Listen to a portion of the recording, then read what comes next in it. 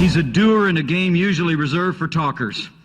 And when Donald Trump does his talking, he doesn't go tiptoeing around thousands of rules of political correctness that are laid in the path of men and women who want to take a conservative stand. He's distinctly American. Didn't he? He makes some of those people in Europe just crazy. There are those certain that the phrase began in modern American advertising to talk about automobile tires. It might have been used in that context at one time, but the origins are not quite as potentially obvious. According to one researcher, the phrase was first used in 1956 by the Mount Vernon Register-News.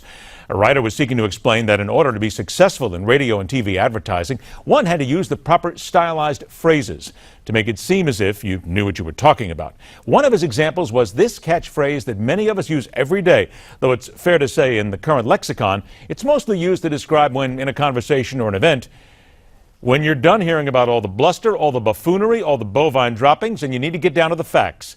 It fits perfectly. Here you go. Let's get down to where the rubber meets the road. So then, let's do that without favor or fallacy.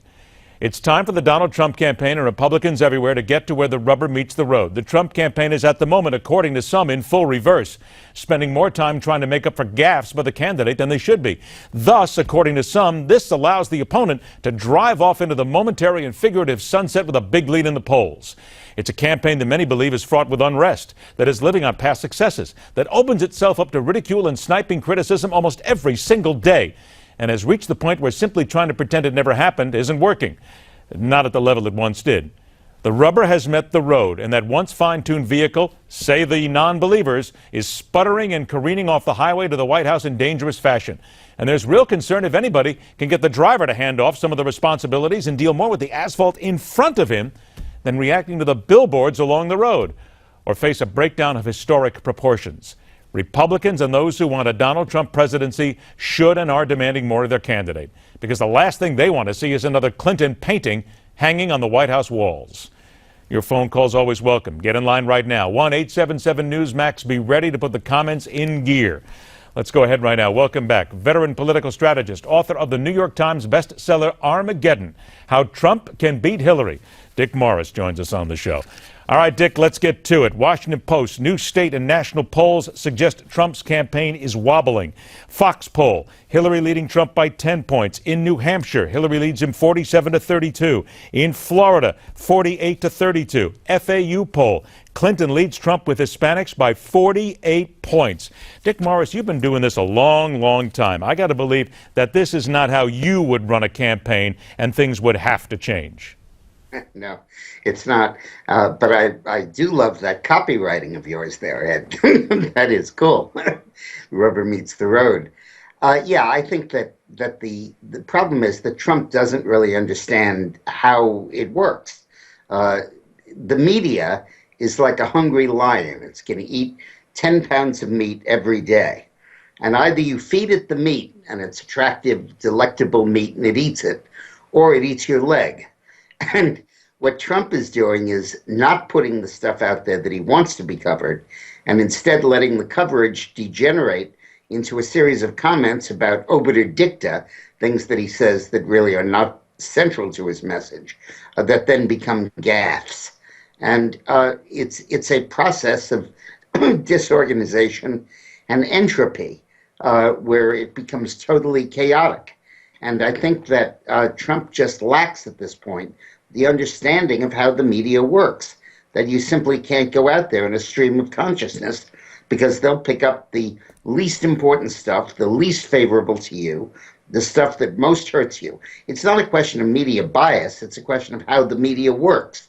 And unless you observe tremendous discipline in what you say and how you say it, you're going to get coverage that you do not want. Okay, let's talk about just that, tremendous discipline, okay? Earlier today, Donald Trump at a rally in Maine repeated that he saw footage distributed by the Iranians showing the cash, the $400 million, being delivered to Tehran in January. His campaign said earlier that he was just referring to old footage on major broadcasts when he mentioned the video. The footage was not taken in Iran. It did not show Iranians offloading money, but here's what Donald Trump said. And you know, it was interesting because a tape was made, right? You saw that with the airplane coming in, nice plane, and the airplane coming in and the money coming off, I guess, right? That was given to us, has to be, by the Iranians. And you know why the tape was given to us? Because they want to embarrass our country. They want to embarrass our country. So then, Dick, to your point about this stream of consciousness that is out there, Donald Trump is his own man. He hasn't listened to anybody at this point. You're the strategist. Get in his ear, maybe. Give us an idea of what somebody should be telling him instead of, will you please zip it and get on message?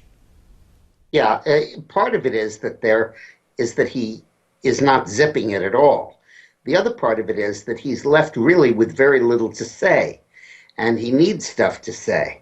Presumably what he was trying to say today is we should not pay ransom. But this straying from the message is really hurting him.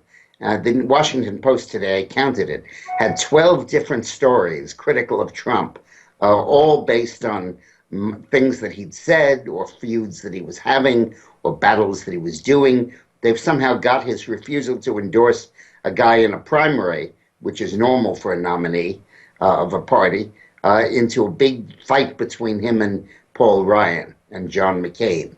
It's ridiculous. But he opens himself up to it. And the question I'm asking really, Ed, is will he learn from his mistakes?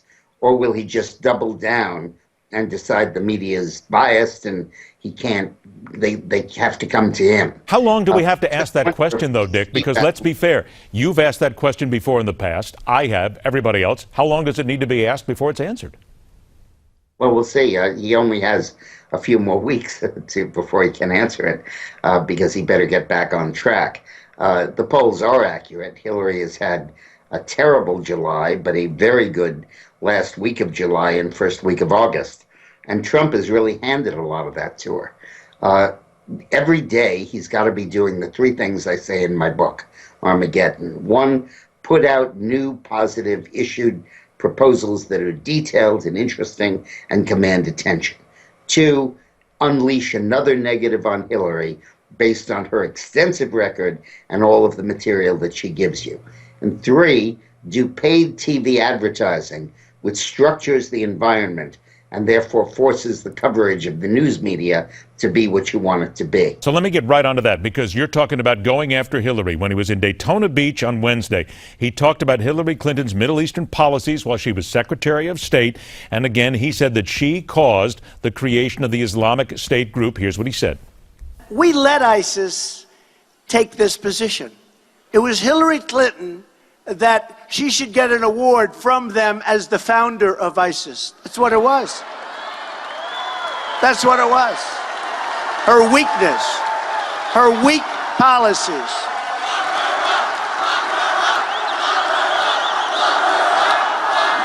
And when you say, Dick, that he needs stuff to say, seriously? It would seem to me that there's a ton of things to say out there. All you got to do is start saying them. No, that was a legitimate shot. Hillary's Yes, it was. Obama's refusal to keep troops in Iraq and their insistence on honoring their campaign pledge. Why did they choose that one to honor? To pull everybody out of Iraq, allowed ISIS to develop. McCain has made that point, and Trump is reinforcing it. I think that's pretty accurate. Let's get down to the facts then with regard to the campaign itself. Paul Manafort admits that there's a conflict in the campaign. I think a lot of people were shocked to even hear him say that. Mike Pence, of course, hastily endorsing Paul Ryan after Donald Trump said he wouldn't endorse him, or at least he said that he wasn't ready to at this point. Dick, don't you have to be real honest here? Donald Trump can say all he wants, but if you're looking at this from an outside perspective and you've been there before, don't you have that inkling right away that there's something going on here, there's a problem here, and this could explode? You feel an itching in your palm wanting to get in there and change it. You feel a desperate need to help bring order to that campaign. Trump can win. He absolutely can beat Hillary. The question is, will he let himself do it? All right, let's get a quick phone call in here because you and I are talking about the campaign. Here's Lewis from New Orleans. Lewis, you believe Donald Trump's campaign is doing just fine. Okay, we're going to grant you that. All the numbers that we've talked about here right now, tell us in 30 seconds how you say that it's doing just fine. Well, first of all, I'm not registered with any party, and I voted for Ted Cruz in the primary, but I will vote for Trump in the general election against Hillary Clinton, primarily because of Hillary Clinton. She is not worthy to be the president. Trump got to where he's at by being Trump. The only ones that are really complaining about it is the establishment Republicans who are looking at everything that he's doing through a magnifying glass, trying to nitpick at a non-politician being a politician. Okay, I'm out of time, and I got to ask Dick, 20 seconds. Isn't that what you got to focus on? People hate Hillary. Yeah, he's right. But Trump has to realize that that's the way the media is going to cover him. So he has to be knocking Hillary, but not putting himself into vulnerable positions where he could be hurt. He's got to keep his head below the parapet while he's going after Hillary, and he's not doing that. We have been told many times, and he has said many times, that he is a master of the media. Now he needs to prove it. Let's remind everybody else, prove that you want to know exactly what's happening on the inside of this campaign. Get to the New York Times bestseller, Armageddon, How Trump Can Beat Hillary, written by our good friend Dick Morris. Dick, always a pleasure, my friend. Thanks for joining us. Quick programming note for everybody here. If you watch Newsmax TV on direct, we'll be moving our primetime shows to channel 366 in another week. You can begin watching us there right now. Check us out on channel 366. And you'll be sure to get everything that we provide. Next up, the Americans who need every helping hand they can get from our government, neither side paying attention. And oh yeah, let's talk about the media for a moment, if you will, from a real journalist, and ask some questions about it. It's coming up in more of your phone calls right here on The Hardline.